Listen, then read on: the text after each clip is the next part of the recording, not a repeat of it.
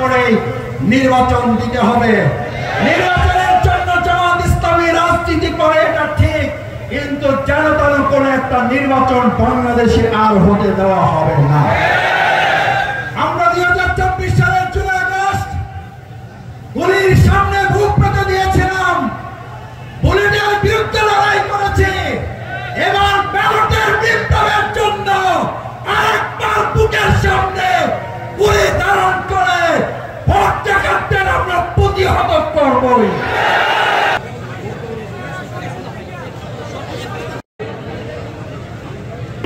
বিশিষ্ট শিক্ষাবিদ শুধু রাজনৈতিক পরিবর্তন এক দলের পরিবর্তে আরেক দলের পরিবর্তন সাধারণ আমরা দেখতে চাই না। আমরা এই বাংলাদেশে গুণগত পরিবর্তন দেখতে চাই, এটা আদর্শিক পরিবর্তন দেখতে চাই, যে বাংলাদেশ এটা নতুন বাংলাদেশ। আওয়ামী লীগের দুঃশাসন আমলে সবচাইতে বেশি ক্ষতি করেছে এদেশের বিচার ব্যবস্থাকে এবং নির্বাচন সিস্টেমকে ধ্বংস করে দিয়েছে। এর প্রেক্ষিতে করছে এজন্য যে তিনি আমাদেরকে অন্যান্য কেন্দ্রীয় নেতৃবৃন্দ,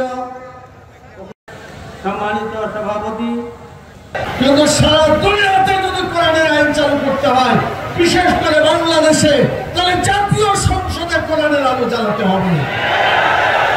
আপনারা রাজি আছেন জাতীয় সংসদে কোরআনের আইন জ্বালাতে? ইনশাআল্লাহ আপনাদের সামনে বাংলাদেশ জামাত ইসলামী সিদ্ধান্ত নিয়েছে কোরআনের আইন চালু করার জন্য।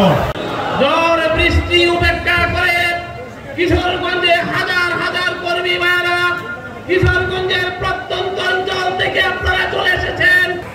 যারা একটা স্বপ্ন দেখেছিল আধিপত্যবাদ মুক্ত ফ্যাসিস্ট মুক্ত একটি সুন্দর রাষ্ট্র গড়ে উঠবে, তাদের 1651 জন ছাত্র এবং জনতার রক্তের বিনিময়ে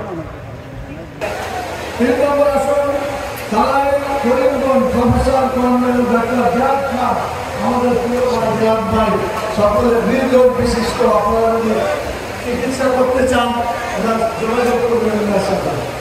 এরপরে 4 নম্বর আসন মিঠামণি অষ্টগ্রাম অ্যাডভোকেট বিশিষ্ট আইনজীবী